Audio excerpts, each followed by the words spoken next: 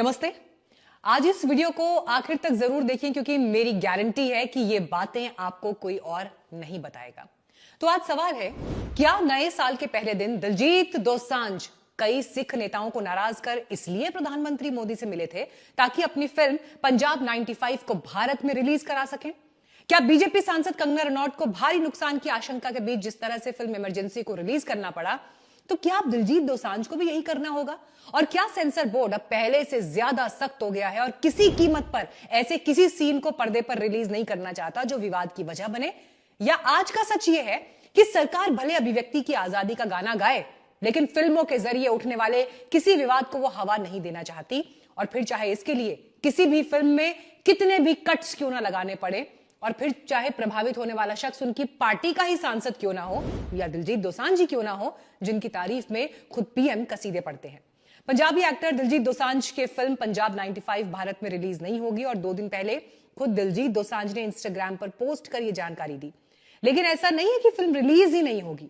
यह फिल्म 7 फरवरी को Australia, UK, Canada और अमेरिका में रिलीज होगी। सोशल मीडिया पर एक पोस्ट शेयर करते हुए दिलजीत ने फिल्म की रिलीज की डेट के बारे में लिखा था और कहा था कि फुल मूवी नो कट्स। यानी दिलजीत ने साफ कर दिया कि उन देशों में फिल्म बिना कट्स के ही रिलीज होगी। पंजाब 95 को लेकर सेंसर बोर्ड का रुख क्या है, इसकी चर्चा से पहले यह जान लीजिए कि इस फिल्म में है क्या। यह film Sikh human right activist Jaswant Singh Khalra के जीवन पर बनी है। खालड़ा ने 1980 और 90 के दौरान पंजाब में सिखों पर हो रहे अत्याचारों के खिलाफ आवाज उठाई थी। उन्होंने खुलासा किया था कि उस दौर में हजारों सिख युवाओं को अवैध हिरासत में लिया गया और फर्जी मुठभेड़ों में मार दिया गया। साथ ही जसवंत ने बड़ा खुलासा करते हुए बताया था कि मुठभेड़ में मारे गए सिख युवाओं के शवों का गुप्त अंतिम संस्कार कर दिया गया था। खालड़ा ने पंजाब पुलिस और प्रशासन की गड़बड़ी को उजागर करते हुए बताया था कि उस समय में अमृतसर के शमशान घाटों में 6000 से ज्यादा शवों का गुप्त रूप से अंतिम संस्कार किया गया था। खालड़ा को सिखों के हकों के लिए लड़ने का खामियाजा अपनी जान देकर चुकाना पड़ा। परिवार का आरोप है कि 6 सितंबर 1995 को पुलिस ने खालड़ा का उनके घर से अपहरण किया, पुलिस ने, और इसके बाद पुलिस हिरासत में उसे प्रताड़ित किया गया और उनकी हत्या कर दी गई।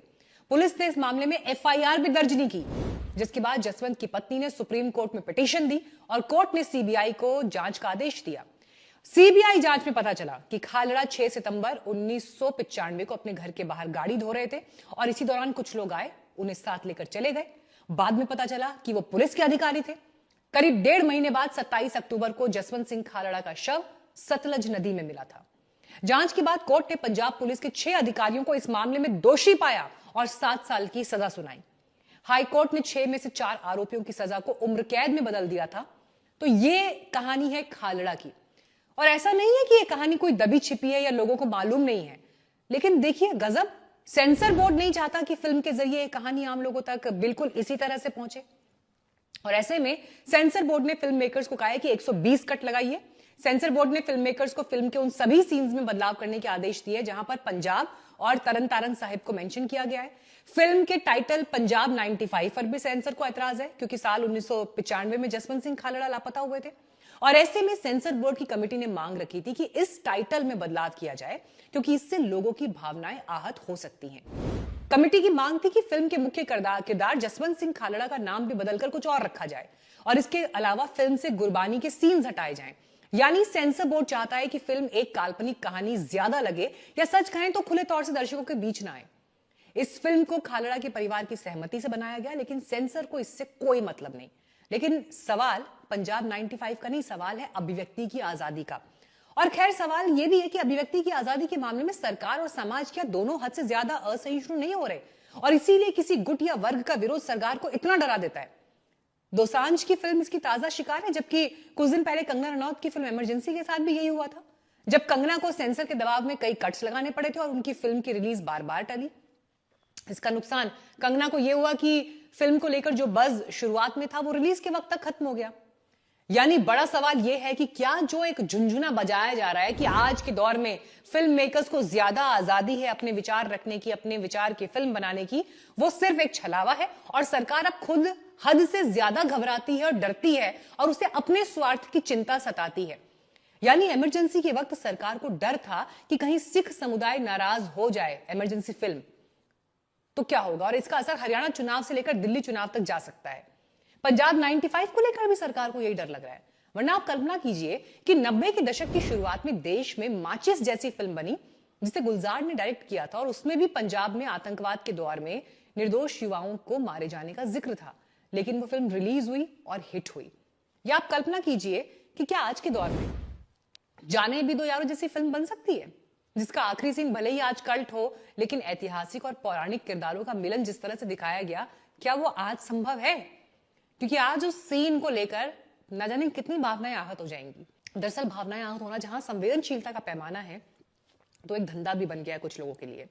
एक दिन बाद हम गणतंत्र दिवस मनाने जा रहे हैं और संविधान ने हमें जो सबसे बड़ी रहमत बख्शी है वो है अभिव्यक्ति की आजादी। लेकिन अगर अभिव्यक्ति की आजादी ही दांव पर लगने लगेगी तो बचेगा कौन? और अगर फिल्मकार सेंसर बोर्ड या सरकार को खुश करने के लिए फिल्म बनाएगा तो फिल्म बनेगी कैसे? और इन हालातों में कलाकारों को क्या अपने जमीर से सौदा करना पड़ता है? और वो सरकार के बीच ऐसा फिर संपर्क खोजते हैं ताकि उनकी फिल्म आसानी से या बिना बवाल के रिलीज हो सके। दोसांझ के पीएम से मिलने के वाक्य को अब इस नजरिए से देखा जा रहा है और ऐसा कहने वाले दिलजीत के प्रशंसक भी हैं। और अगर ऐसा है तो ये वास्तव में एक बहुत ही दुखद सिनेरियो है।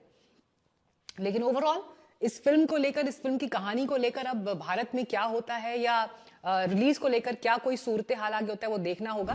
लेकिन इस फिल्म में जो एनालिसिस दिया गया उसको लेकर आप क्या सोचते हैं मुझे जरूर यहाँ पर टिप्पणी करके बताएं, कमेंट्स में जरूर लिखें।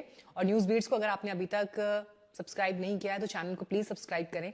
कंटेंट और वीडियो अगर आपको पसंद आ रहा है तो उसे ज्यादा से ज्यादा लोगों तक शेयर करें, क्योंकि हमारी भी ये कोशिश है कि ये खबर और लोगों तक पहुंचे। हमारा बहुत छोटा सा सब्सक्राइबर बेस अभी है, लेकिन आपका सपोर्ट मिलेगा, आपकी हेल्प मिलेगी तो हम और ज्यादा लोगों तक पहुंचेंगे। फाइनेंशियली अगर आप हमें सपोर्ट करना चाहें तो आप इस वीडियो के लिए सुपर थैंक्स खरीद सकते हैं। चैनल के मेंबर बनकर अपना समर्थन, अपना सपोर्ट हमें जाहिर कर सकते हैं। वीडियो देखने के लिए आपका बहुत बहुत धन्यवाद।